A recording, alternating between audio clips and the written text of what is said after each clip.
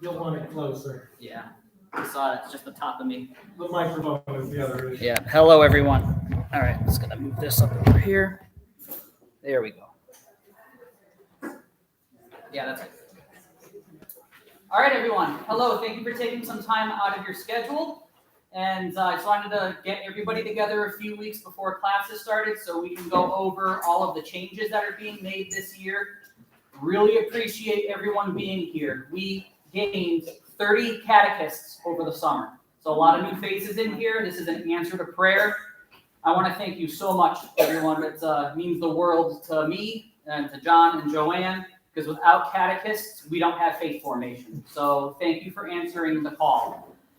So my phone number is over on the side of the board over here. Joanne's is there, John's is there. So if you can, text me your number. Just say who it is when you text it to me, and I'll put it in my phone book. And it's going to be an easy way for me to get a hold of you if something really important and pressing happens. Most of the time, it's going to be like if it's snowing during the winter time and we have to cancel classes, I'll group message first grade. Second, I'll group message all the teachers. And it'll be an instant message for you saying we don't have class tonight, or if there's any other pressing. That's the only thing that's on my mind right now. And if there are any teachers in here who need an immediate, oh my goodness, my father broke his ankle, I can't make it tonight, and you need a sub. If you text me, it's going to be the quickest way to get a hold of us, and that way we can get a sub for you as quickly as possible. And if it's late, I can let John or Joanne know, John, can you take a class tonight? And for the subs in here, if we have 70 catechists, you're probably going to get tapped on the shoulder pretty frequently, because if you think of 70 catechists, chances are someone's going to not be in for one of the weeks regularly. So just a heads up on that, all right? So you can text me whenever you want. I do not have my phone on me right now. That way it's not constantly buzzing, and I can put them into my phone later. All right, so that's the phone numbers. If you open your catechist guides, you're going to see schedules for your grade in there. So you will not see, you're going to see a handbook for catechists, and you're going to see a schedule in there. Something that a lot of the catechists did not know about last year is 3 times a year we do what's called the Family of Faith event, where we are off from CCD classes that week, but we meet at St. Dominic's, and we get the families together, and we do some type of lesson plan for them, or a lesson for them. And you are welcome to go to them if you want. Whatever grade you're in, you can pick one of the times that we have. You'll be able to see them on the website when we have them with the signups. So, Father, do you want to lead us in prayer to get us started? I was going to say, we usually want to start with a prayer. My goodness, I'm in the zone. I'm in the zone right now. That's fine. All right.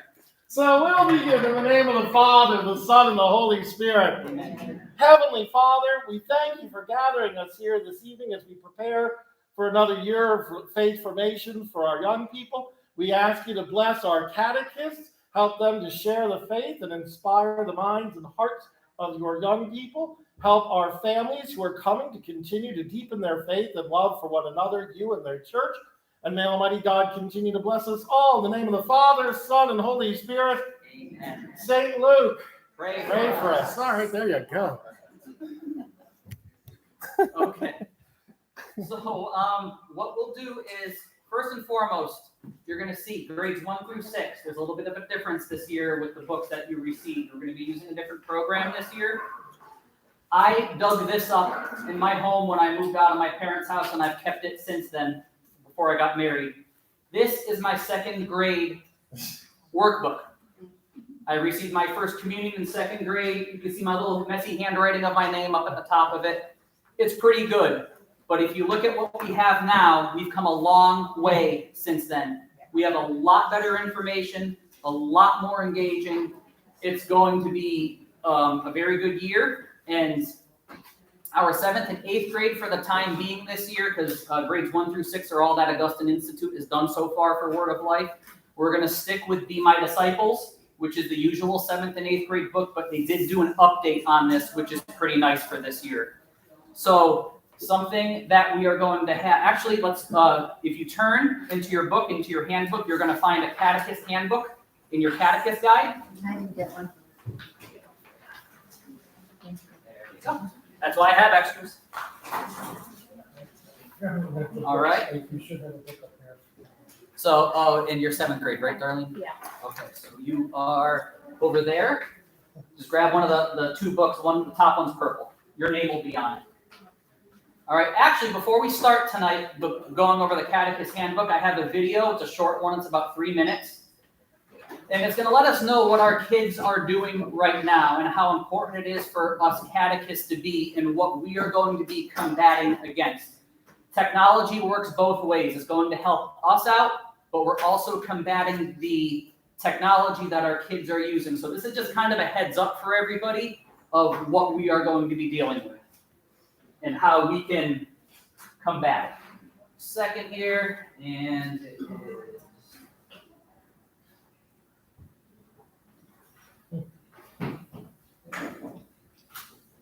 All right, so there's a young lady in here. She's just saying, I'm desensitized to all of it. What are some of like the All right, so let's listen up. That'll be 6455. You can insert your card when you're ready. I think he took it out just a little fast. There we go. what are some of like the biggest issues you guys see in your classrooms regarding like or catechesis or catechesis in general? Yeah, well, I think, Dan and I were just talking about this. One of the things that's kind of like, I think affecting all the kids is, like the addiction to TikTok. Like, because Dan and I started teaching, I just finished my 7th full year teaching, and so did Dan, just coincidentally. And, like our first few years, like we would tell, I would tell Dan this because we don't work at the same school, but like I would tell a story about maybe a martyr. And like I could tell the kids were like hanging on to every word, like absolutely locked in and just in shock at the story and like actually like visibly affected by the story. And as time went on, I actually, really since COVID, I would tell similar stories to different kids because, those kids graduate, new kids come up the ranks, and they still listen, and they're still really into it. They're great students, don't get me wrong, but there's not the wow factor has diminished. So I brought this up to Dan, and Dan said the same thing. And what do you think it is? Like, with one of your students actually answered it. Yeah, I asked my high school seniors, and I was like, dude, you guys are like just dead. Like, you're not, it's so hard to get you excited. I'm usually not bad at doing that, at least when it comes to faith. And I said, what's the problem? And no one wanted to raise their hand. No one could think of it until a girl put her hand up. And she said, honestly, Mr. P, she's like, we see so much on TikTok. There's just nothing but crazy, weird things we're seeing all the time. So it's like nothing wows us anymore. And I thought that made a lot of sense because number one, their attention spans. Kids' attention spans are like almost non-existent now because they're so used to being stimulated mentally by like stuff on their screens so often. So they need like instant gratification. And the other thing is, it's hard to figure out what's true and what's false. You think like politically, there's all these, like during each election, things are so bitter, people are so divisive, you don't know what's true and false because the media is not very honest about things. And so it's like, I think people are kind of getting that with the faith. It's like, you can tell them about an incorrupt body of a saint. And whereas 10 years ago, people would be like super wowed by that, or even 5 years ago, now it's just like, well, I just saw, I don't know, like I just saw a spider do the hokey pokey on TikTok 2 minutes ago, so who cares about an incorruptible body? And it's weird because like one thing is an authentic, real miracle verified by the church been going on for hundreds of years. The other is like a photoshopped, edited, like stupid video.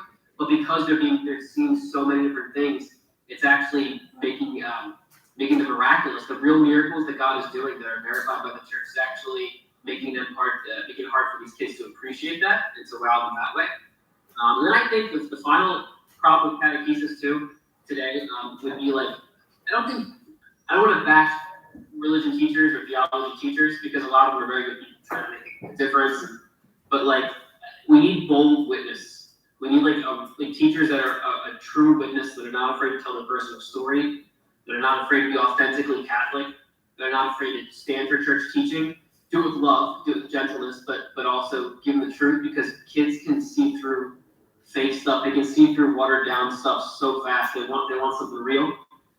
So I think we need bold witness as well. I feel like there has to be more than just kind of Jesus loves you kind of stuff. Because I remember when I was a product of catechesis, I wasn't into my faith. I just went through the motions, and like that's all I learned was that Jesus loved me. Like that's nice and all, but it's like he does. Like that's great, but that love goes way beyond. Yeah. And like and that, nice. The personal testimony thing is huge too because you can't teach it if you're not passionate about it. and like the kids can pick up on that. So it's like they need to tell like the kids why they are doing what they're doing.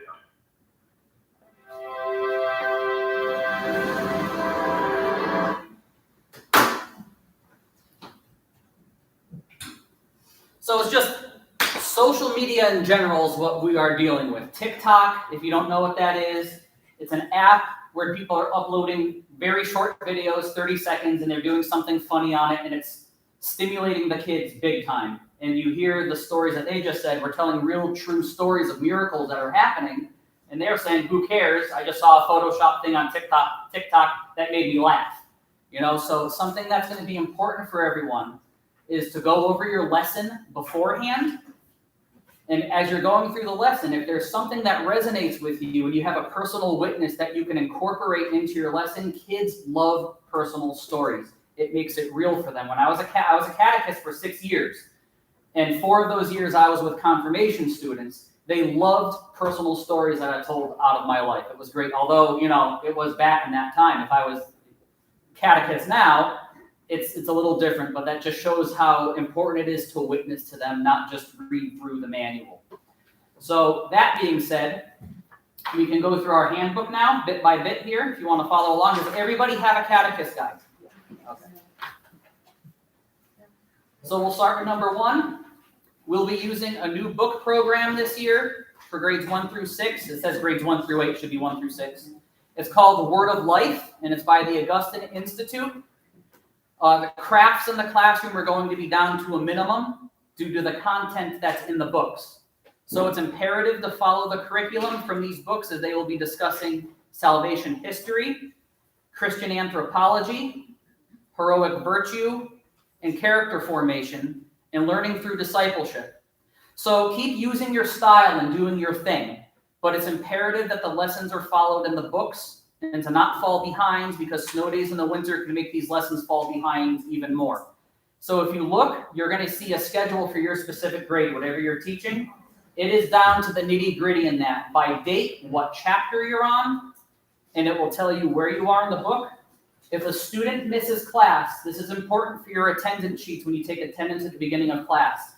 If a student is not present, do not mark the square. Do not put a slash through the square. Do not put AB for absent.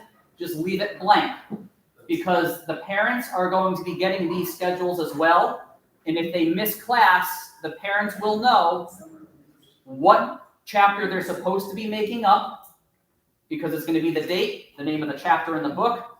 The child is supposed to be doing that chapter, reading through it, answering all the questions, and they're going to be showing it to you the following week, or whenever the work is made up. Once they show it to you and you see that it's completed, that blank box becomes a check mark as if they were there, because the work has been made up. Does that make sense? Okay, all right. We're going to be having most of our classes here at St. Aloysius for grades 1 through 9. We're going to have 2 sessions for all grades 1 through 8 on Mondays and Tuesdays here at Aloysius. One class will be from 5 to 6. And the next one will be from 6, it should be 6:20 to 7:20. There's going to be 1 session on Monday evenings, grades 1 through 8, at St. Luke Catholic School. Southington Catholic was renamed at the beginning of the summer to St. Luke Catholic School. So if you hear me say that, I'm referring to the old Southington Catholic School. And that's going to be from 5 to 6, not from 6 to 7. You are not required to teach both sessions. You can still stay at only 1 class, although we'd love you to do more. But we're just letting you know that there will be different classes in your classroom on the same night. So we have to follow the rules of what's expected with a clean classroom to avoid massive cleanup in between the classes. Putting most classes at one setting will be much easier on parents who have kids in elementary and middle school. They'll be able to sign their kids up in the same slot without the driving back and forth to drop off and pick up their kids. And it's going to be much easier to dismiss the kids and be much safer for parking lot issues, just by putting up a few cones before class starts. Plus, there will be no stairs at St. Aloysius Learning Center for our catechists who cannot use stairs. This is a big one, okay? There'll be no food allowed in the classrooms. No exceptions. The faith formation staff, me and Mike Pavano in particular last year, we had to stay late multiple times last year cleaning up food and spilled drinks on the floor, and we got home late to our families. Multiple times. If a student, these kids may bring in water only. So this is a big one too, for behavior in classes. We're on a 3-strike policy. If a student is causing a disruption, strike 1 is a warning to them that they have to calm down. Strike 2 will be moving their seat. Strike 3 is sending them out into the hall to one of the faith formation team members, and a phone call is going to go home to come pick them up, and they are going to be marked absent for class. So it's big. If a kid is causing a disruption, don't send them out in the first, the kid's just bothering you all class long. You're halfway through, and you just say, just get out. You have to give the 3 strikes first. If you just send them out, they're not going to know what the heck just happened. They need to be warned first, so please make sure that you're ahead on that. All right. This is huge. That's why it's in capital letters. So this is what's happening this year, and I need everybody on board with it to put your foot down if you see it. There will be no cell phones allowed during class time this year. All cell phones, if the kids bring them in, are to be collected and put into a box in the front of the classroom, and the kids can have them back after the class ends, because I know the kids like to text their parents and they like to say where they are in the parking lot. We didn't have to do that when I was growing up, but that's what they do now. Everything is just digital. They need to have the phones in their hands to click away. Just letting you know, it's going to be made very clear to the parents at the orientations for all of the students. We will have orientations for the students if you're interested in going as well. I know a lot of you are going to be there anyway, as you have kids in the program right now. Does anyone have any questions so far on the policies? Yes, Bruce? Yeah, you want to include watches? Apple Watches are in their handbook, and earbuds are in their handbook as well. Yes, if you see anything, you've got to let them know. Either take it out and put it in this box, or I'm going to send you out in the hallway and we'll call home from your cell phone. All right? And that's going to put an embarrassment down. Yes, John? Just one thing for everybody to remember is that we're here to make this a pleasurable experience as we can for you. And this may sound shocking, but not all our students are going to be little angels. And what we want to go and to do is, if you guys have specific kids, raise your hand early. Go in and have them come to me, come to Joanne. We're here to support you in the class. We did it in a number of instances last year, and we had a number of kids turn around as a result of that. So we're here to support you. Do it early rather than later if you're having issues. Yes, and we're going to get right on top of it this year at the orientation for the parents. We're going to let them know what the policy is, and our hope is, mom tells little Jack that I don't want a phone call home. You don't want that guy to call me, all right, or else we're going to have a problem. So it was tough last year. We have parents who are, we had a kid come in last year. His father came in with him, and he laid down the law with him right there in a very strict way, because he said, this is unacceptable with what you're doing. You don't treat the teacher this way. We are going to let all the kids know this year, all of our catechists are volunteering. You're doing it out of the love of your hearts, and we're going to keep this as easy as possible for you. I know we have some teachers in the room right now, like that's their regular job. Are there any other disciplinary actions that would help for you, that maybe some ideas that we don't have here? Or is the 3-strike policy? Yes, Scott. Adam, I think that would be helpful. I think as long as the kids, especially those who can developmentally understand it in later grades, know that explicitly from day one. So it's crystal clear. So when they get called on for a first, second, or third time, they're not shocked. Claim what are you talking about? This is new, or etc.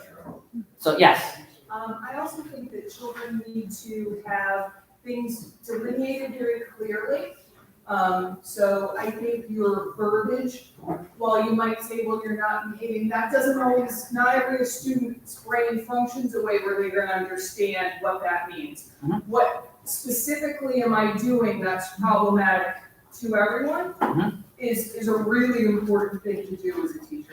Right. I can tell you, when I was a catechist and I had kids chatting together and they just wouldn't stop talking, I would say, one of you two guys over here, you're going to move over to that chair. I don't care who moves. You've got 10 seconds, 9, 8, 7. And one of them got up and moved over because they wanted to beat the clock. So that was my way of doing it, and it worked.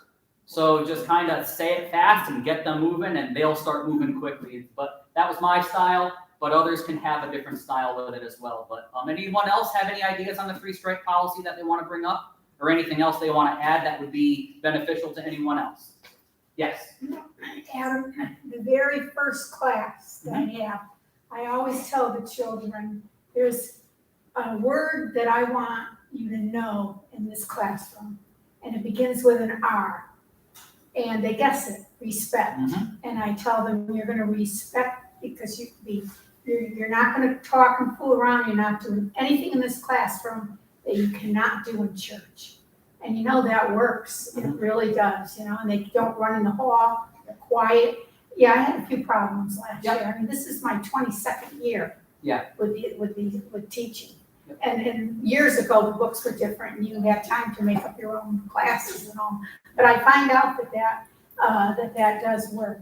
But they can have fun with me too, but they can't fool around. Absolutely, yes. So that's a great thing. Like during your witnessing, do any of the catechists here, do you have a good story to tell of what happened in a classroom one time? I think I've spoken to you on the phone before. You have some good stories. Yeah, me too. Yeah. But what's the top story that you can think of that happened in a catechism class that was just like, wow, mind blowing? That was Well, your heart has to be open to many opportunities.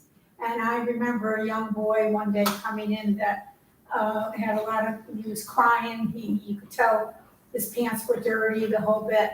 And I went to him and I said to him, Sal, his name was Sal. This goes about 15 years ago, maybe. And he said, well, my mom and dad are going to get a divorce. And I said, I remember reading about that at one point to let them know that they're still loved by their parents. So I talked to them all about that and all. But I also knew they never went to church.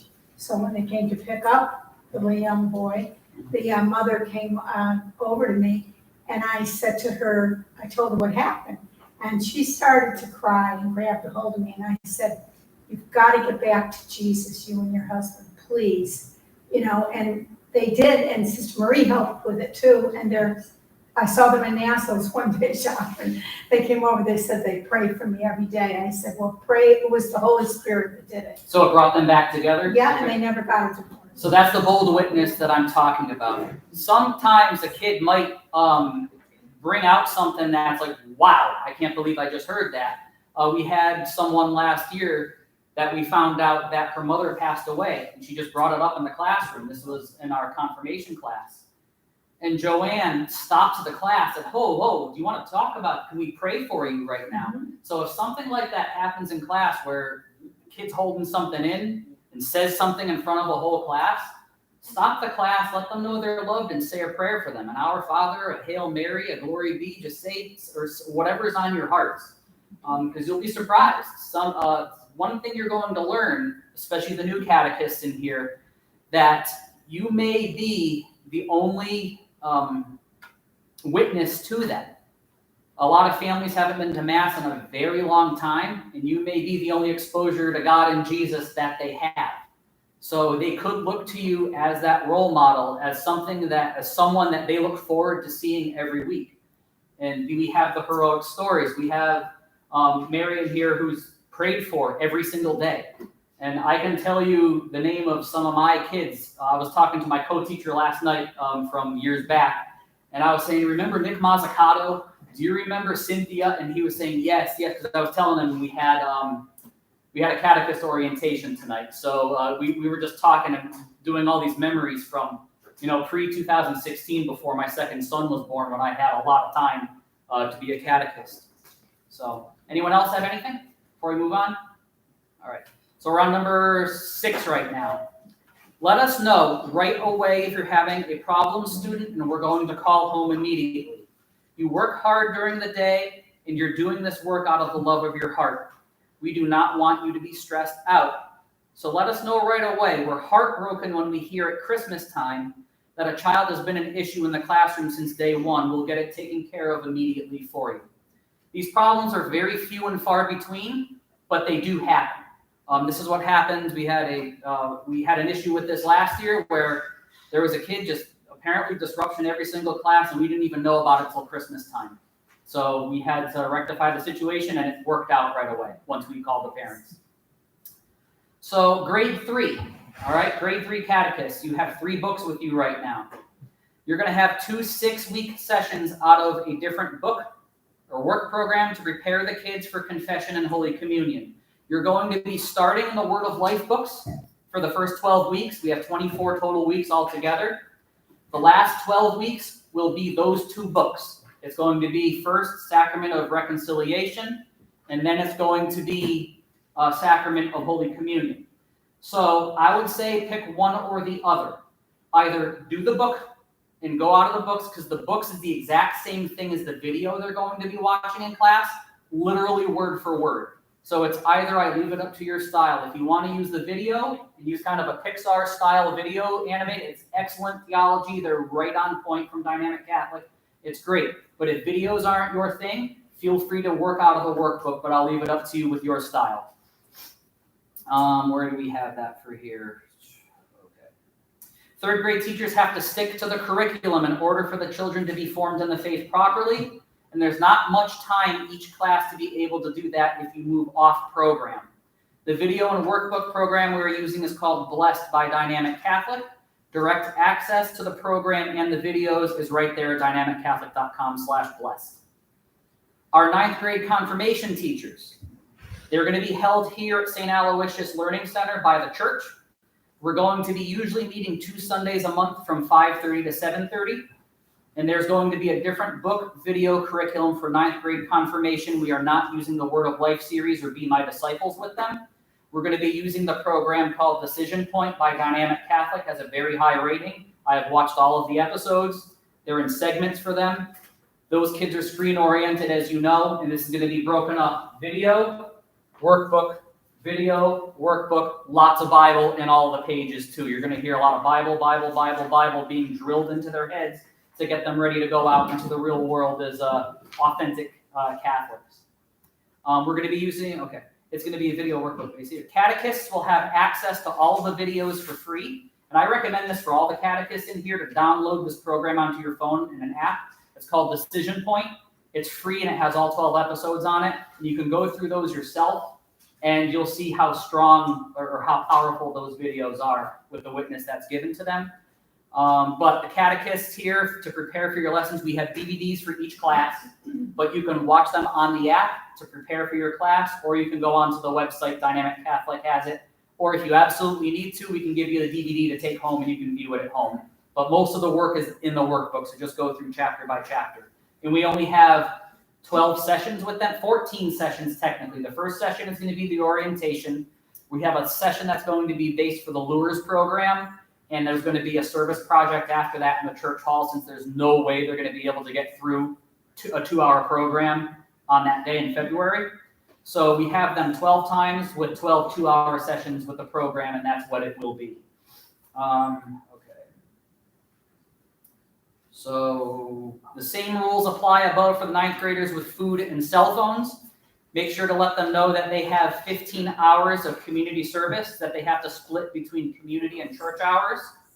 And there are going to be a bunch of opportunities for them, and they are already on the St. Luke website. If they go under Faith Formation, in blue, it's going to show all of the service opportunities that they have for the church. We already have boatloads of opportunities. Joanne, did you have I just want to grab the book. Oh, go ahead. Yes. So just be sure for confirmation teachers, kind of remind them during the year, stay on top of your service hours, and we'll give them all of them packets that they have to take home and go over for the saint name, the testament letter, and whatever else they need. Where are we here? So for the confirmation teachers, talk it up with them. Make sure that they know that they can work with friends for community service, and it can be fun, and it can be a humbling experience depending on what they are doing. We'll discuss the retreat that they are required to go on toward the back half of the year. It's always done in the early fall. So community service, I went to Bread for Life today, down the road, and we had 4 kids working there, and it was very humbling for them. They were putting the food packet, the food together for them, building it, and it was being delivered on Meals on Wheels, and you can tell they were getting a lot out of it. They were a cog in the machine for that community service. I mean, we don't want them to sign up for hall monitor duty each and every week to take care of their service hours. We want them to get out there. So for the confirmation teachers, make sure they go on the website and do something other than just hall monitor duty. Although it's very appreciated when they do it. It's very important. We are not going to be setting up rooms with craft supplies or boxes for all grades. If you need a special project to work on, please put it on the communication/request sheet that comes in your attendance folder and let us know why you need it. Every grade, every class will have opening and closing prayers starting with the sign of the cross. Class should start, because there are going to be prayers at the beginning of the chapters in the books, do those prayers, but every class open and close with the Our Father and the Hail Mary. I think due to COVID, what happened with kids that were out of catechism classes for 2 years, we had our third graders last year doing their confessions, and a lot of them did not know the prayers. They didn't know the Our Father. They didn't know the Hail Mary. I had one kid who was in 8th grade last year, and he came out of the confessional, and he said to me, great experience for him. He's like, I need water, my mouth is dry, but he was so excited to have his first confession. He said, the priest told me to say the Hail Mary. What is that? So I took him to the Blessed Mother statue at St. Aloysius, and I said, repeat after me, and then I explained to him, ask her to pray for you often. But if we get them, and it could be COVID related, where they were home for a long time and the parents weren't going over the prayers at home, but if you go over these prayers with them every class, they're naturally just going to learn it in the classroom. They're memorizing the prayer early in their life. They may not know exactly what it means right away. You can explain it to them on their level the best you can. But as they get older, they're going to start understanding the words and what they mean. So just make sure you open and close every class. If it's 3rd grade and above, please add at the end of class an act of contrition, because they are going to be using that prayer when they go to their first confessions, and they'll have about 12 weeks to learn it. You can go over it at your pace, whatever you'd like to do, but that's 3rd grade up, not just 3rd grade. Every grade, 3rd grade up, please go over the act of contrition with them. Excuse me. Yes. With sacramental year. Yep. We were doing that. In fact, I had my grandson volunteers in my class. He's in high school. Yep. And he would test the kids on their prayers. Mm-hmm. But it's like anything. If you're on a football team and you don't practice every week, not just for an hour once a week, right, but with your parents. So I'm hoping this year that that's in the orientation as So well. the orientation, we are going to tell them that I have 1 page written up of, because sports are the big thing in Southington. All right, I grew up in Berlin. It was the big thing there when I was a catechist there as well. Sports, sports, sports. We don't make it to Mass because we have sports. Don't make the CCD. So we have a sheet that it has literally from Saturday starting at 4:30 or 4 o'clock for Mass here and 5:30 at Immaculate. We have a time frame starting on Saturday for Masses, starting on 7:30 in the morning on Sundays. Churches nearby in the area, every half hour there is a new Mass starting somewhere else. We're going to tell them it's an obligation to go nicely. We're gonna challenge them, but nicely do it. That God's asking us for an hour a week. The Word is broken open. The Eucharist is there. Jesus is present in the Eucharist. So many have even just lost that. So it's going to be a small theology lesson on that during the orientation, and it just needs to become part of the routine because they are the primary teachers at home. It's supplemental what we're doing for them, and it will be made known to them that we're going to be doing that. So if you look at it all together, it's 24 hours a year we get these kids. If they go through grades 1 through 9 for St. Luke's Parish, out of all the time we have them, out of 9 years, we're going to have them for 9 days. That's not going to teach them what they need to know. They're going to have seeds planted. That's what you're here for. But we're going to try to motivate them to add that extra hour every week, to pray before bed for 2 minutes.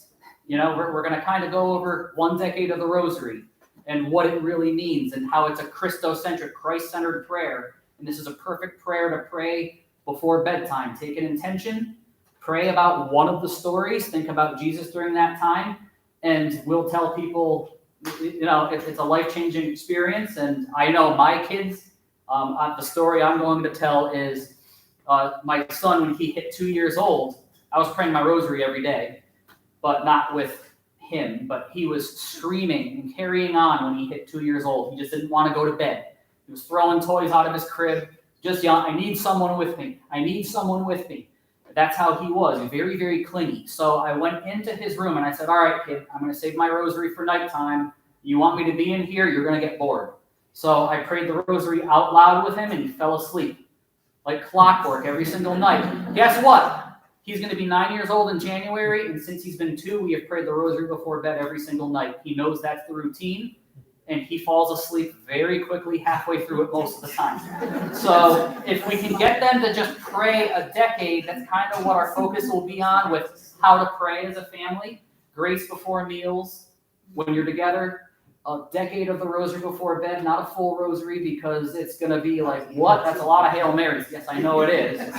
But what you're really learning, and there's so many people that don't know what that prayer truly is. So that's going to be something that we build on the Family of Faith nights, which you will be welcome to go to. They are on your schedule when we're going to be having those. So just keep an eye out, and you're free to come to those if you want. Here we go. The reason that we have to structure the prayers the way we do with like the Our Father, okay, I already went over that, I'm sorry. For the penances, they didn't know how to say the Hail Mary was an example. You're going to be required to do a monthly training for Virtus. That's going to come into your email. Mike Pavano is usually the one that sends those out. You're going to be receiving your email early on every month, starting in September, every September, to the time the school year ends. Virtus sends us an article that will take 5 to 10 minutes to read, and you're going to have to go through and answer a question about the article, or you're going to have to sign off that you read. It will keep us informed of what to look for with signs in the classroom if any students are showing signs of being abused. This is mandatory from the Archdiocese, and it's only going to take you a few minutes every month, and believe it or not, it's well worth it. When I read through the articles, there's a lot of good information in there of, wow, I didn't know I had to look for that. So it's worth it when you get it. So don't get annoyed when you get the email that you have to do it. So we're going to see if we can get confession for grades 4 through 8 during class time throughout the year. I don't know yet. I'll talk to Father Joe and Father Majeski about that. It just depends on priests that are available in the area. So this is big too, okay? Listen up. Children are allowed out of the classroom for a drink or the restroom one at a time, please. So if you send 4 kids out, because they will, once one kid has to go to the bathroom, the ball starts rolling. And there it goes. All of a sudden, 4 kids are raising their hands. You think they're ready to say something about the lesson, and it's going to go to the bathroom. And then we have a line going outside. What we're doing is we are letting the kids into the bathroom one at a time. We've had too many times of vandalism. We've had soda cans shoved into the toilets. We've had leaks in the bathroom. We've had graffiti put on the walls. So what we're doing is... Speaking of TikTok, there was a video on TikTok which showed people how to disable electric flush toilets so they constantly flush. We had a few floods here. So due to that, we will have hall monitors, 1 boy, 1 girl, 9th grader. And they will be letting the kids in one at a time. Once the kid comes out of the bathroom, that hall monitor will go in and inspect the bathroom. And they're going to see it. If they see something wrong, we got the kid. We know that that toilet wasn't doing that. And actually, you've been in here. You went in this bathroom 10 minutes ago. What are you doing? You know, so they let us know while I'll be hall monitoring outside. Okay, so where was that? Out of the classroom. So one at a time, please. Keep it one at a time so that our hall monitors are not overwhelmed. Adam, Yes. is it possible for you, I know that at the beginning of the year, when I communicate with my parents, I usually send them an email. Yep. Introduce myself and whatever. First year, I didn't do it. I was new, those kinds of things weren't hitting me. Yeah. But last year, in the very first email I sent them, I asked them to please try to have your child use the bathroom. That will be brought up during orientation. If I forget it, Joanne sure as heck isn't going to forget it. She will run up and say, like, you missed this, and she will yell it out to them. So, That'd be helpful. all right, because that's one of her pet peeves, John's pet peeves too. John told me, he was subbing a class, he says, I have never seen a group of 6th graders have to pee so badly in my life. And that's what it says, every kid in the class was just, it was the merry-go-round. So one at a time, and we will let the parents know. And that reminds me too, on your attendance list, there will be the emails of every family, every child on there, their parents. It is up to you to do this or not. If you want to create a message or email to all of the parents just saying, this is what we went over in class tonight, please go over the last page in the workbook, because both of these books, both for 7th grade and 8th grade and grades 1 through 6, they're differently done. This is the thing that Be My Disciples added this year. It's called Family Life Connection. In grades 1 through 6, in the Word of Life, it's called Family of Faith. The last page of every chapter is going to be a review of what the kids had. So one of the things we want the parents to do, and we're going to challenge them, one of those soft challenges for them is, what did you talk about in class tonight? And if the kid says, I don't know, they'll be able to say, well, let's go over that last page in the book. This is what we did for class this week, and it's actually going to have an event or an activity that they can do as a family at home with a way to pray or something like that. So it's actually really cool, and it's a good way to, if you want to email your parents, to just kind of remind them, look at that last page. And that's what we're going to challenge with parents as well. This isn't a book. I mean, the books are $40 a piece. And we don't want the kids rolling them up and hitting them against the pillars outside like I saw last year. We're going to let them know if a book goes missing or it's destroyed, it's going to be a $40 replacement fee. But 2, go over what your kids are learning while they're sleeping, while whatever. Grab it and go through the chapter that they just went to. You're going to relearn the faith right along with them if they've been away for a while. And my wife was going through the grade 5 book when I was, and she was saying, there's a lot of good stuff in here. Oh my goodness. So it's some good stuff, especially the Catechist guides too. They've got some great information in there. Family of Faith events are run by the Faith Formation team 3 times a year. We'll let you know when they are so that you can remind the students that it is mandatory to attend them. So kids are allowed 3 absences a year if they don't tell us. If they let us know, Johnny has strep throat, he's not going to make it into class. Melissa has COVID, she can't make it into class. We're going to be able to tell them what chapter they're on, and the date and a chapter in the book that they're supposed to be doing at home when they have time, when they're feeling better. So the Family of Faith nights, however, if they do not show up to it, it will be an absence, one of their 3 absences allowed. And it will be, depending on certain situations, because there could be an emergency, it's going to be an automatic absence because there's no way for them to make up the event. We have stations at those events. We move into the church, out of the church, down to the youth room. We can't live stream like I'm doing here where we stay in one room. So there's no way to live stream the event and send it out to them to make up for it. All right, so it's just kind of a reminder when you see it on the schedule. Don't forget to sign up for that Family of Faith night, and we'll be emailing all the parents to remind them of those as well. It depends. We meet together as a team. This year it's going to be like, I know the theme for our first session is going to be called Unplug. And we're going to be talking about a saint, because we're going to go over a brief story of a saint, probably put a picture of them up on the screen. We're going to go over Blessed Carlo Acutis first, because he liked Pokemon, and he liked sports, and he had pets. And he built a website on the Eucharist. It's going to be a short story on him, and how he had to unplug from his PlayStation during the weekend so that he was able to go to Mass, things like that. And then we're going to have a theme kind of go in of rosary a little bit. The kids are going to build a 1-decade rosary for their craft this year for elementary school. And downstairs, we'll be talking about, we'll have a video of here's what's happening during the rosary. These are the mental images that should be happening into your head. And then we'll all get together. We'll pray 1 decade of the rosary with some music in the background, maybe add to the Hail Mary, the St. Louis de Montfort style. Like if we're doing the Nativity, we'll say, Hail Mary, full of grace, the Lord is with thee. Blessed art thou among women, and blessed is the fruit of thy womb, Jesus, wrapped in swaddling clothes. Holy Mary, Mother of God, pray for us. And we'll do that for all 10 Hail Marys. We'll add a little bit of story. So that way they're not getting bored, because it's going to be 2 minutes to do it. And they're going to have an image in their head of, wow. And it's going to be all scriptural for them. So it's going to be kind of based on a saint and some type of prayer every night. So I recommend go to it, because I think you would really like those. Okay. Children are allowed. Okay, we did the 3 absences a year. We're going to make it clear to the kids at the beginning of the year if they are absent, their parents need to contact us.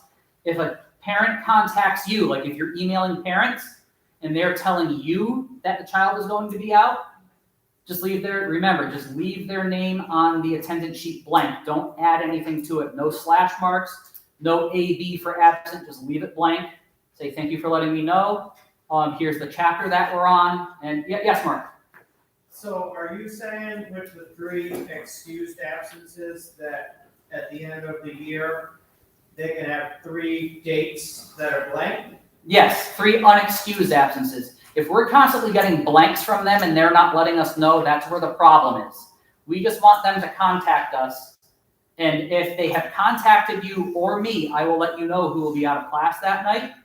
And if that child comes to the next class or 2 and you still have a blank spot there, Megan, are you going to do your makeup work you missed this week? I know you were out of class, but you have to make this up or it's going to go as an unexcused absence. So essentially, if they miss 4 times through the year and did the 4 makeup work sections. That counts as they were in class every single time. Gotcha. Yes, it's the them not contacting us that's the problem. We chased down a lot of families at the end of this year saying, we have a kid who hasn't been in class, it's March, and they haven't been in here since Thanksgiving. Okay, what do we have to make up? We got that. So it's like, well, here's a lot to make up, and then they had to give it to us by the time the summer ends. All of them are caught up on it. Yes, Lee? So, when you want parents to contact us, do you want parents to contact us or you guys? Either way. Most of the time, they're going to contact us because they are going to get the schedule. At the top of their schedule, it's going to say contact faith formation. But if you've developed a relationship with them and you're sending out a blast email every week of this is what we did in class, they might contact you instead because they use you as a direct source. You're the catechist. You're who I'm going to tell. And then just leave it. Thank you for letting me know. It's blank. You'll be able to easily see on your schedule. Here's the chapter they have to cover. Please get the work done. And then they show it to me next week and I'll mark them down as present for class. Yes, Mark. I just want to add, I don't know if this is best practice or not, but whenever I send parent emails, I always CC you on it. Yep. If you like that. Yes. In terms of compliance, I don't want to, like, I'm having separate conversations. That'll protect you if you, that's great to bring up, Mark. That'll protect you in case something happens if you CC me on it. Because if we get a grumpy parent that says, this teacher is making my kid do a test and they said they're going to fail if they don't do it. I'm reading the exact email you sent out and I can reread it and say, no, that's not what was said. And I'll have your back. I'm going to have your back if you CC me on it. Just be careful with what you tell the kids, you know, when you witness to them. That just reminds me because we get the email of a complaint sometimes of this was talked about in class last night. And I don't think they should be talking about that, whether it be hell or something else like that. Remember, you have to have the assumption in your mind that you're talking to kids who have not been to mass in a long time and nothing is happening at home. So you've got to feed them with the milk and not with the steak. And if you're talking about hell with them or about other controversial issues in the church, they're not going to know what the heck is going on. And they're going to, and the older they get, when you get that 7th, 8th, 9th grade kid, they're going to become a little combative with the teachers if you start kind of going a little bit deeper. Just assume that they don't and just hit them with what the books tell you to hit them with. All right? Yeah, Adam, I Yes. just want to mention how there was a student whose father practiced Buddhism, and apparently the teacher told her that their father was going to go to hell. So we just have to remember we cannot do things like that, right? We have to be careful. If they have questions about, you know, and you can't answer them, we can always refer them to father. Yes.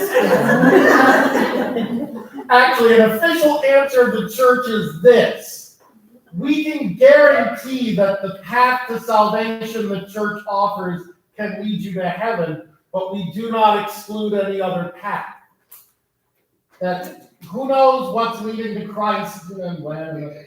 We guarantee this path will get you there. We do not say that's doomed to go to hell. Because we also officially teach there is a heaven, there are people in heaven, we call them saints. There is a hell, we can't guarantee anyone is there because we allow for the mercy of God, and God makes that choice and that judgment, we do not. So I don't say who's in hell, because I don't want to be on that list.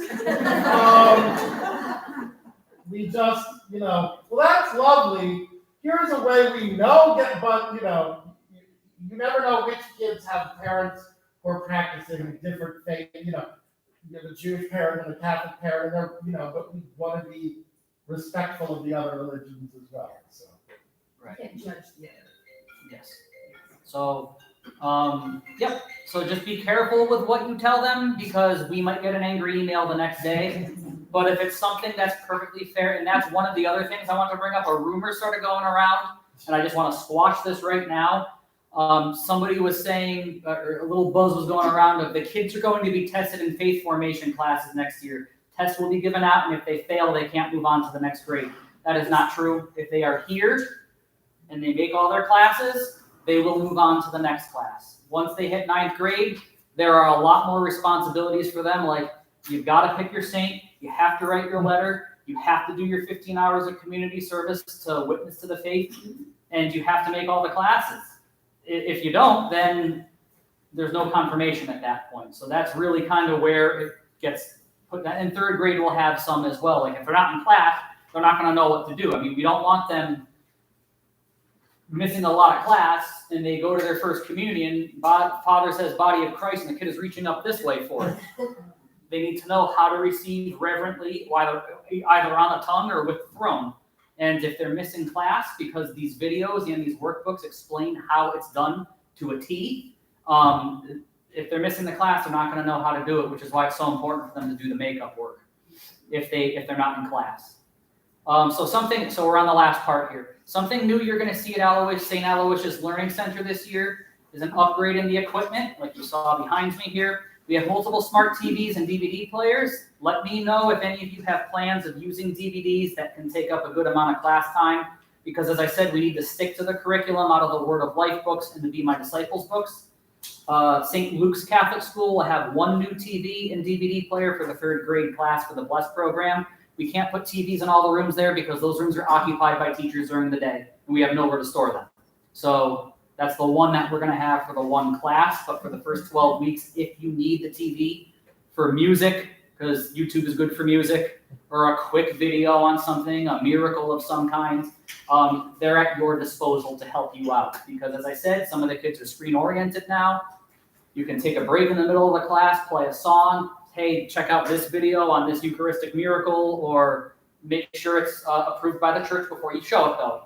All right, and just make sure, keep it to a short video. Yes? So for the confirmation classes, will the TVs and Yep. DVDs automatically be there? Automatically are there. You can take a look at your classroom afterward. If you're at St. Aloysius, if you look at your name badge, your room number should be on it. You can go take a look at your classroom after this if you'd like, and you'll see that the TV is in there. It is DVD, though, for the Decision Point. That's the program that we have. Although, if you're more comfortable with doing it online, you can hook your laptop up to the TV and it can project on the screen if you want, if you're more comfortable doing that and don't want to work a DVD player.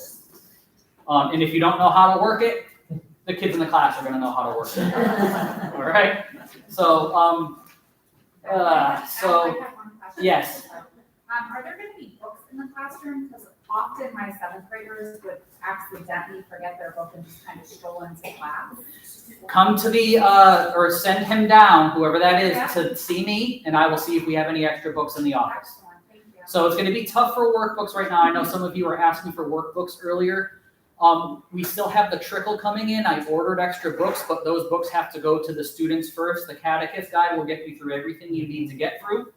Although to get you a workbook as well, remember they are $40 a piece, and Shipping is outrageous. the shipping is ridiculous. We don't get Amazon Prime shipping. All right, it was like I saw the pricing on it. And I'm like, should we have gone up more in price when we had them registered? But we went up, and we're going to take care of what we need to take care of with the budget. But just be aware of that's what it is. So the last bit of advice, and I think we went over this already, but just to repeat.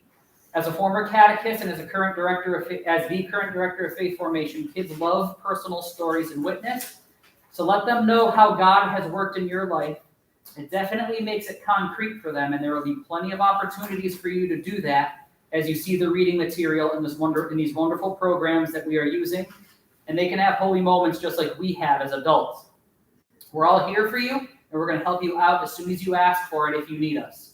We're all in this together, so love and blessings and prayers for all of you. At the end of this year, there should be a place to sign off that you read through the Catechist guide and understand it. You don't have to give it to us now. Just have it for us at the first class and just hand it in when we collect the workbooks. Does anyone else have any questions? I do. Yes. You said that we're gonna be having the numbers and addresses of the parents when it comes to snow days. Are you people gonna, So snow days, that's a good, they are expected to do that work at home. no, but the parents, are you letting the parents know? Yes. Oh, okay. Yes, we will let them know that there's a snow day, but that goes to show, if there is a snow day, do not stress out and say, now I have to make up that class and I have to cover 2 lessons in 1 week. Skip to the next week. They know they have to do the work at home. So just ask them if they've done it and they'll show it to you. If they've done it, and just mark them as present for class. If they have not done it, tell them they do have to make it up. Yes, even though it was a snow day, they have to make it up. Because what happens is, we are out on Monday. Monday's class is snowed out. Tuesday's class moves ahead a lesson. That's what's going to happen, and we don't want that happening. So they are all expected to just do the work at home if they don't have Monday class, and the Tuesday teachers, you're going to be teaching it for them that week, while the Monday class will be doing it at home, or vice versa, basically. Any other questions? Yes. Will we be told if there are any special needs? Yes. Yes. Medical Yes. or? Yep. One of the first things we asked, we updated it to be as clear as possible. On these attendance sheets, you're gonna see a big difference this year. Going along with that, you will know if there's an issue with someone in your class, there's special needs or something. If someone tells you, well, I have ADD. Right. That's been tried here before, where I'm like, oh, and the teacher let things slide. The Yes. kid didn't have ADD. We called one out on that last year. We called the kid out, and the parent's like, he doesn't have ADD. He's just being obnoxious. He said, I can do whatever I want in my class. Exactly, so Yeah. they will know if you have an issue. Well, it was, yeah, we had, kid came out of the classroom last year, and he's like, I've given him 3 strikes. And I said, I always ask the kid what happened, because I want to hear his side and the teacher's side, and I can tell if the kid's lying. And he said, I said this and that to the teacher, and then he sent me out, and I told him I had ADHD, and I don't appreciate how he just spoke to me. So I was like, okay. So we called the mom the next day that we had a problem in class last night. This is what your child told me. She goes, oh, no, he doesn't. That's what she told me. So had words with him, and then we had no problems with that kid for the rest of the year. So you will know. If they do, Well, yeah, and that's where, if they really truly have an issue, I don't want to be like Iron Fist, you Yeah. have to make some accommodation. yep, absolutely, because they may have ADHD, Right. and it's going to be down for you. Or if it's just a constant thing every week and we're calling all the time, you might want to get your kid, have them go to the doctor to see if it's a diagnosis. I mean, I don't know. It depends on how bad it gets, but you have to keep in contact with us so that we know as well. Like, don't keep anything in. Yes, Lee. So, well, I am a teenager, I'm 16, this is my first year doing this, but I'm at high school in town, Southington, and one of the biggest problems that I have just seen in town with teenagers especially is that it's kind of like a victim mentality that everyone seems to have, where they're like, well, I'm sad today, so I have depression. I'm scared, so I have anxiety. And it's, I don't feel girly, so I'm a guy. Like, it goes so deeply, it goes so far. And I really do think it's bred by like the technology being absorbed by all that. But the most helpful thing that you guys can do for them is really just say, okay, I'll speak to your parents, like if it goes that far, but the best thing you guys can do for them is say, okay, I understand what you're telling me, and we're gonna make it so that you can be as successful in this class as possible, and I'm not gonna let work slide by you, but if you take a walk, you still need to do the work, but we can talk about it. And just let them know that it's safe and that it's okay, because chances are, if a kid comes up to you and is like, I have this, especially if it's a teenager, it's a thing, it's like a fad right now. They probably don't, but the feeling that makes them think that they have that is real. And if you address the feeling that's causing the dramatization, it'll go away. So you just have to make sure that they're in a learning environment that they feel comfortable in.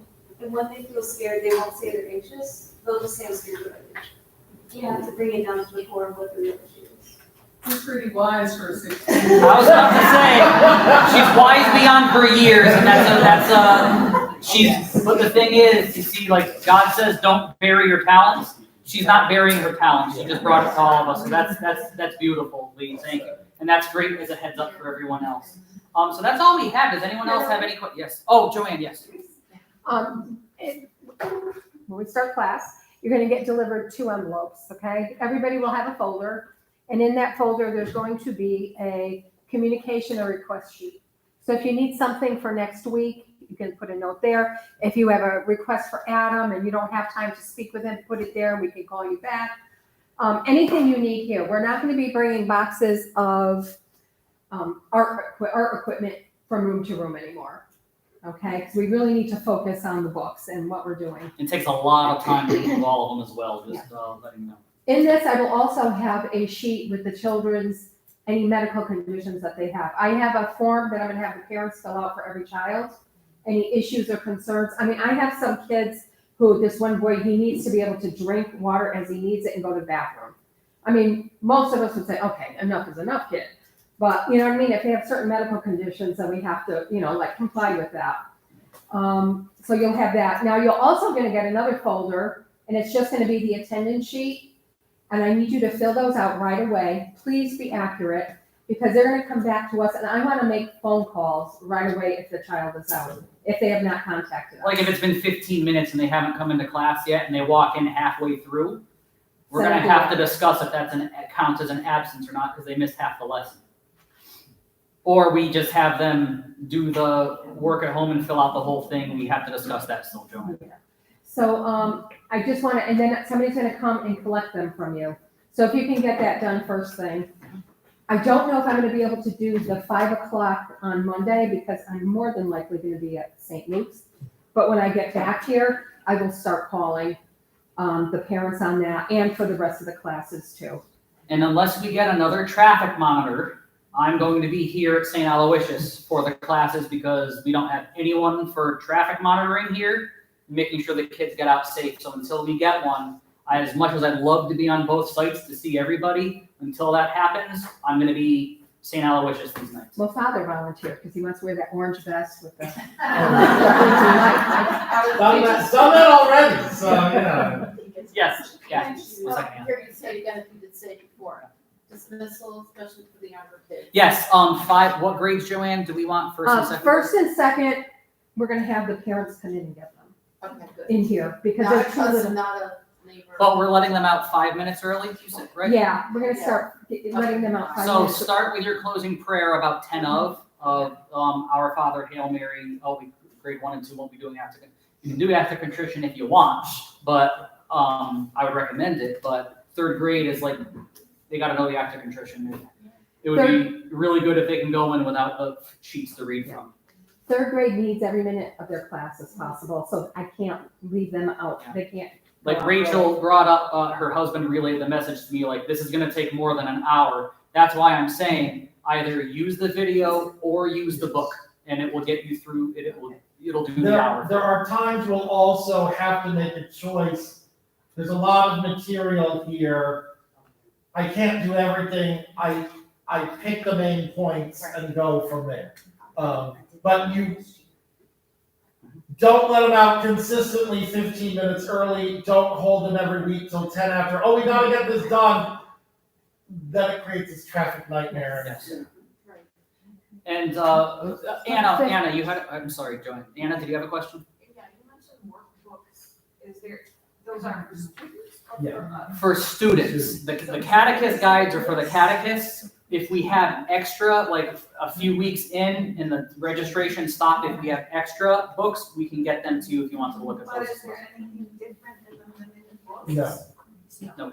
It's just, some people like to see what they actually. Like Sister But Jean. your book will show you the whole layout, but also have extra material, either in margins around it or extra pages. Yours has extra things in it, but you'll have every page in there to see what their book looks like. Darlene, did I see your hand raised? Yeah, and the Be My Disciple, is there videos for? No videos for there, but you can use them in your classroom. You're at Aloysius, you're most likely gonna have a TV in your room. If you don't, I can wheel one over to you easily if you have something planned with it that day, not a problem. And I got a Blu-ray player this year. Yes, so, that matter of fact, it's right there, so.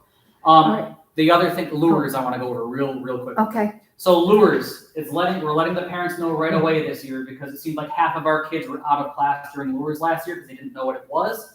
Because pre-merger, who the heck know what happened with other programs, but we do lures, the Archdiocese requires it. We're going to go over that toward the end of the year. It's on your schedule of what grade is going on what day. What that's gonna be is the first 10 to 15 minutes of every class.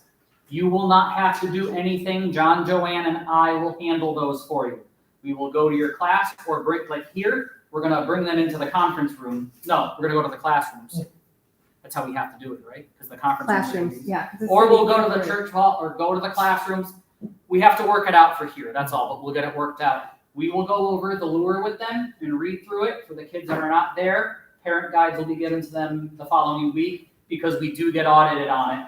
If the Archdiocese comes and audits us and they see that we're not doing the program or we're not handing out the parent guide for the kids who are not here, it's more than a slap on the wrist for us, it's big trouble. So just letting you know, we will be doing that. It's on your schedule of when the appropriate grade will be. We are starting with third grade first because they need that last 12 weeks completely devoted to confession and Eucharist. So we're starting with them the week before the 12 final weeks. And then you'll see on your schedule how we have to do it. Joanne. Yeah, two things. I don't know if some of you don't know what Virtus is or what the Lures program is. If you don't know, yeah, some people don't know, so. Okay, so. Virtus is what was referred to as protecting God's children. It's a program to make sure that we're looking for signs of things of abuse, physical, mental, emotional, sexual, all of that. It's a heads up to give you ways of looking at things. By the way, you are not a mandated reporter, but we are. So if there's a question on something and you're not sure about it, you can get the directors of faith formation or one of the priests or deacons ask us, get us involved. We have to report things, you don't. But you're being asked to look for certain red flags. If you see something off, and the Virtus bulletins that you get every month will let you know what to look for. It only takes a few minutes. They're very good. And lures it goes through, there are so many things that predators are using to draw kids in for abuse. Internet, social media is big on it. So we go over one lure every year with age appropriate with the kids. We give the parents the heads up of when it's going to happen. We do the 10 to 15 minutes in class. We do the reading. We ask the kids if they have any questions. And then boom, done. They get sent back to class when the questions end. Usually they go pretty quick. The other thing, going back to dismissal. 6th, 7th, and 8th, we're gonna dismiss from the side door because they're all gonna be on that end. Okay, because they're old enough to get out there. So we'll have 1st and 2nd parents come in, and then 3rd, 4th, and 5th, we can dismiss right here, right after the 1st and 2nd go. Joanne, you'll have a handout for people explaining this, correct? Absolutely not. Okay. Yeah, we'll have it ready. Yeah, Joanne, let's make sure we have that ready for the orientation. Yes, ma'am. The class rosters. I was gonna send those out a week before, simply because I have kids switching, everybody's getting their sports schedules, and everybody's hopping around, and there's probably gonna still be more of that. Oh, another thing I wanted to tell you, the older kids have a habit of doing this. They wanna go in a classroom with their friends, so they're just gonna hop into your class. No. If you have a student who's not on the list, they need to come out They and need see to go us. immediately to the office. Yeah. Also, because we've had people show up, I think I registered my child and they never did. If we don't have an emergency contact for that child, what if they have an allergic reaction to something? What if something has happened, they need to go to the hospital? Who are we? We don't know who they are, we don't know who to contact. So never let a child in the room if they are not on your roster, even if they registered that morning, they don't come until they're on your list. And we will update those lists as best we can. It's August right now. Classes start in September. by November, we'll still have you, oh, I never registered my child for taxes. Nope, not gonna happen. So, but when they're getting up in, or you may get at Christmas break, oh, they just switched the program for band. We need to switch days, so you'll see updates to them all along. If a child isn't on the list, don't let them in, send them to the office. That's a big, big thing. Last year, I'm gonna tell you, I had kids who didn't know who their teacher's name was, what classroom they were in. It was terrible. And we can't do that again. That's why all their books have a label on them. Teacher's name, so if they switch, I'm gonna have to make new labels and take over. But we need them to know where they're going. Yep. So that way they know your name too. We can't say, what room are you in? I don't know. What's your teacher's name? I don't know. We were getting this literally toward the end of the year last year. So they're gonna know what room they're in. I don't know. What the teacher's name is. It's gonna be on a label on the front of their book, and we're gonna ask them to, the first class, if they haven't done it yet, ask them to write their names on the inside covers of the books, because in case that sticker, they wanna peel it off, they'll have it in the book at another rate. So we're really trying to stay ahead of, here are all the little things that happened last year that we're not gonna let happen this year. All right, so. St. Luke's School, are they gonna go directly to the room this year? St. Luke's, yes. Yes, there's aftercare at school, so we can't have the kids come into the cafeteria and then go up. Dismissal, I'm still thinking about, I think we're gonna dismiss the little ones downstairs in the cafeteria, the older ones we'll just send outside. You know, we gotta get a feel, you know, like talk with the. Just careful, don't knock the computer over. Sorry. Okay. Yeah. So in the back, yes, what do we have? I want to know about how many children will be in each class. Average of about 15 to 16. And my second question is, are we supposed to supply them with pencils? We have it taken care of. Yeah, we'll be bringing them into the classrooms. But if they don't have a book to work on? Share with a neighbor for the first one. But if they're showing up 2-3 weeks in a row without a book, you gotta let us know so we can contact the parents and say, your child needs a book and you have to buy a new one. You know what, put a note on here if they didn't come with a book, because we were gonna call the parents and say, hey, your child came without their book, please be sure to have them sent it next week.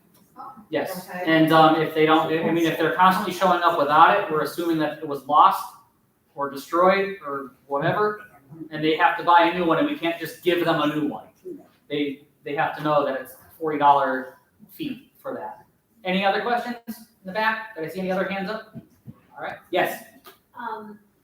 Just as a first time, like, teacher, is it possible to, and I don't know if everybody would be okay with this, but I'm sure there's other catechists doing first grade, like I'm doing first grade, and if they're more experienced, if they would like to like share emails, if we could like talk about around the class. This is why it's a cool thing to do a group text. Like, text me if you haven't yet and just let me know who you are. I'm gonna go to all the first grade teachers and I'm going to text you all. This is our group chat. You can look at the phone numbers and text them separately. If I ever send you a group text, do not reply to it, okay? Because you're gonna blow up the other people's phones and they're gonna get really annoyed.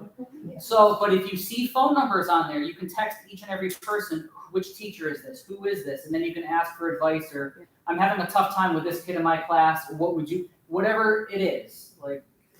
You know what I can do? If anybody is opposed to their email or phone numbers going out to everybody in here, send me an email and let me know. Otherwise, if you guys are okay with it, I can send out the list. So that way you'll have each other's emails, you'll have each other's phone numbers. Okay, but if you're opposed, please let me know and I will take you off the list. You can just email me. You don't have to raise your hand. All right. Yes, Johnny. I think that was a really good point. Yeah, if you look at this room, we have almost 300 years of religious education experience here. If you don't have the answer, probably someone in this room does, and they're more than willing to share with us. And we don't know everything. Yep. We're all on the same team. That's an important thing. If you're ever asked something and you don't know the answer, I don't know, but I will check for next week. And you can run it by them or me or somebody else. And you know, you don't have to pretend you know an answer to make something up that's wrong. You can honestly admit, I don't have the answer, but I'm going to check. Thank you for asking. And bring it up next time.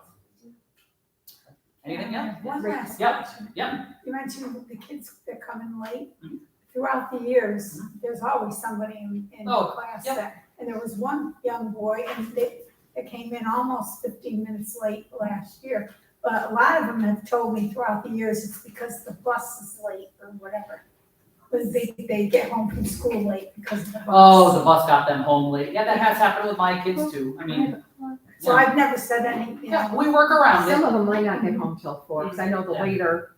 That's why they take the later class. Yeah. Yes, Rachel. Is there a specific active condition that you want us to teach? I'll send it out to you. It's the regular English one. Oh my God, I'm hardly sorry. Never say the regular one. There's about 3 dozen versions. But Don't use the old. Your book should have a version. Yes.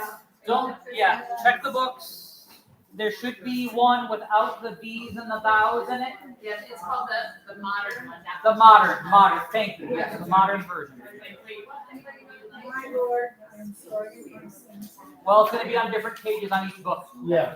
Most of the books have an appendix, and if I remember correctly, they've got. For example, in here, the Sacrament of Reconciliation in grade 6, actually even printed here, God the Father, oh, no, that's my line, and it's wrong. This is the Act of Contrition, page 388. So it's on page 388. So. Yeah, just look in your index, look for confession if it's there, and there should be an act of contrition. There's a list of Catholic prayers. There's Catholic prayers, and actually you can say any of these as a prayer in class. Also keeping in mind, you only have an hour. The first several minutes are they're just coming in, taking off their coats. So it's 5 o'clock, now it's 5 after we're starting with the prayer. That's gonna take a couple minutes. Then someone's gonna, can I go to the bathroom? That was a question from last week. You're only gonna have 40 minutes really to teach. It's not a lot. But again, if you want to use one of these in place of a prayer, the books have an appendix of Catholic prayers, and some of them are beautiful. And here's the other thing. If your kids don't know every prayer by the end of the year, if they can't name every apostle, okay. I can't because there's about 4 different lists. Each gospel has a different list of apostles, in case you didn't know that. I can name all of Jacob's children, but who cares? At least the boys. There's only one girl. They're not going to know everything by the end of the year. You're here to inspire them to want to learn. You're here to inspire them to want to pray, to connect to God. Because again, you may be the only adult in their life who believes in God and prays. And I hate to say that, but I've met some of these families. Some of them never pray. Some of them never go to church. Some of them, you're it.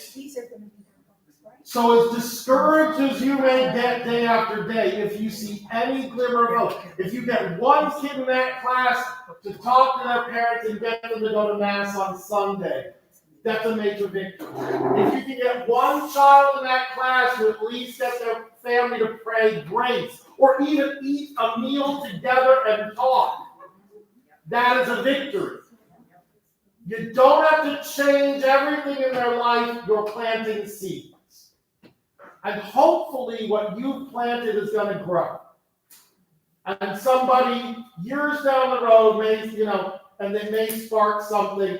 You're going to get very discouraged of, God, they all should be in. Yes, of course they should all be in church. And they should all know their prayers. And no one should ever sit and I should have a boring time every Saturday afternoon where I don't have to sit in a confessional. But I do. Life isn't perfect. We are doing what we can to share faith as imperfect people with other imperfect people and let them know God matters. Keep that in mind so you don't get horribly discouraged. Oh my God, I can't remember all the 8, Beatitudes. they know they exist is a good thing. That they know God exists is a good thing. That they know somebody cares about me enough to give up an hour plus every week to come here and deal with my nonsense, to help me know I matter. That's a good thing. So don't let us scare you off. You're like, oh my God. You're planting seeds. And again, it's an hour a week. But again, if the greatest transformation is if you can get them to bring something home you've talked about and share it at home. That maybe mom or dad or a brother or a sister or a grandparent says, why don't we say grace? Why? And that becomes the thing that changes a life hopefully. So. And they can do it themselves too. And they can do it themselves. If mom and dad don't want to pray with me, Yeah. they'll have little one-decade rosaries to go under their pillow at night, and they can hold it and say an Our Father when they hold it. They don't have to pray the rosary with it, but it reminds them, I should be praying. And those are the little seeds that we're planting, and we don't know what they can grow into. You know, look at Lee over here. She inspires me ridiculously. 16 years old. What happened at home that made you want to do that? I mean, she helped at our vacation Bible school as well. That's amazing. I think that inspires all of us here to see that, because we know something happened, and we're going to want to hear that story one day, I think. Especially our confirmation case. I have one thing to share and say about kids. I have a great-granddaughter who's 7 years old, and we do say our prayers every when she stays in the house. And one night I was like just really exhausted, laying down, and she said, Grammy, what about the prayers? Oh, okay. She knew it. There you go. No, that's my kids with rosary at nighttime. If it's getting late and I'm like, all right, guys, bedtime, but we didn't pray yet. Okay, all right. So as much as I fail with them, that's something that I know that actually brings me down. We know something's going right. So Also, let them know the second Sunday of every month at St. Dominic's 11 o'clock Mass is family Mass. We're gonna try somehow to work around and get like the kids to be greeters, you know, especially our teens. We have teens who are lectors. We're going to try and get a children's choir going, and they sing the homilies pitched to children. So it's always like a child family based It's kind of awesome, yeah. thing. And then, the choir. Yeah, I was trying to get my granddaughter to it. She goes, can you be up there with me now? Yeah, we're looking for a children's choir and a youth choir. If any of your children or you know kids pitch it in class, we're looking to get those started as well. So that's great. Try to have them bring up the gifts as a family. We'll try to do that if the family doesn't go up. But little things like that we have to do and see if you can draw them in that way. all right, John, then we'll get to you. No, you go ahead, then John will go. I was just gonna say, I've been teaching since I was 13. So, something that was really good that I implemented was blessings and burdens at the beginning of class. Yeah.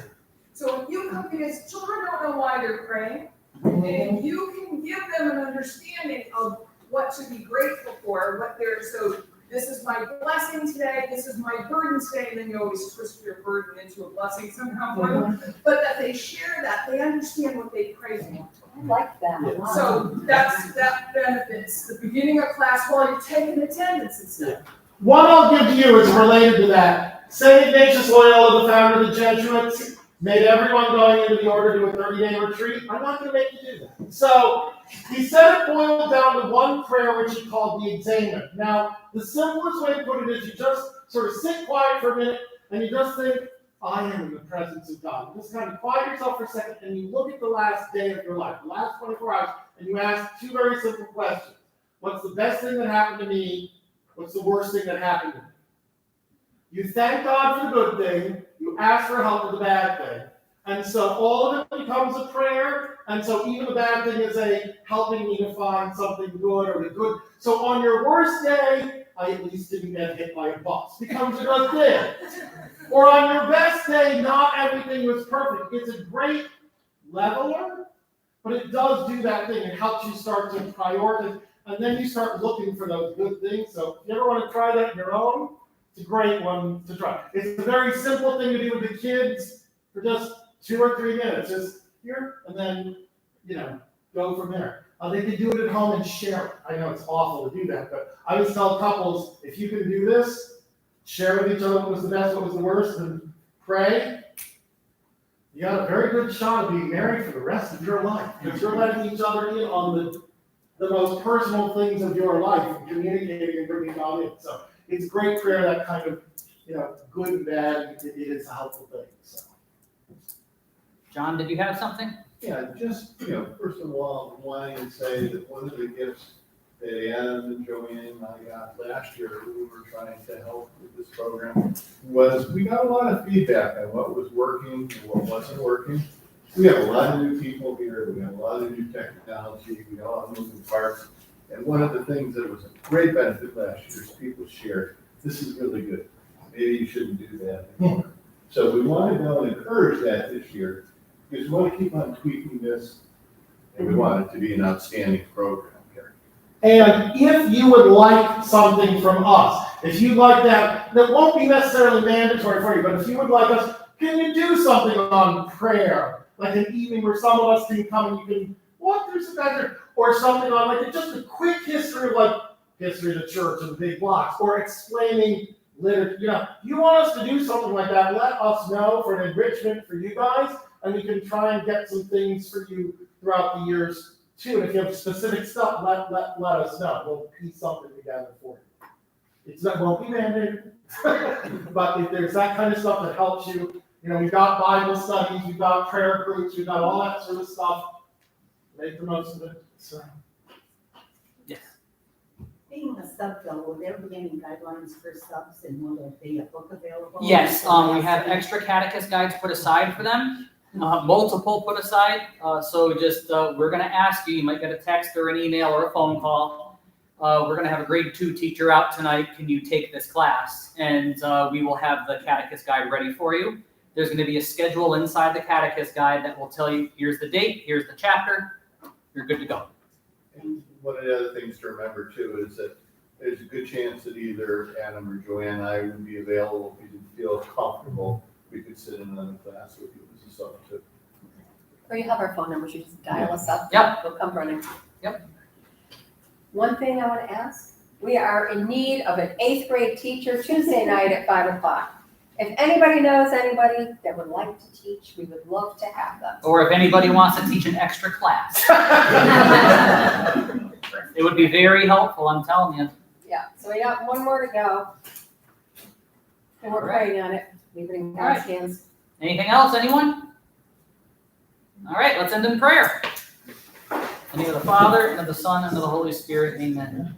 Heavenly Father, thank you for bringing your servants together. We are here to do your will for these children and for their families. We thank you so much for the gifts that you've given us, especially the gifts that you don't want us to bury in the field and to share that light, be that lamp on the lampstand for these kids. We ask you to give us strength and the courage to do this job well and to plant the seeds. And if it's just one child that gets brought to you, we know that's exactly what you want. So we ask this in Jesus' name. Amen. Amen. Father, Son, Holy Spirit. Amen. All right, thank you, everyone. You have my number, emails, everything if you have anything. If you want to see the classrooms. Oh, that's right. Numbers are down this way. Anybody who's at Aloysius.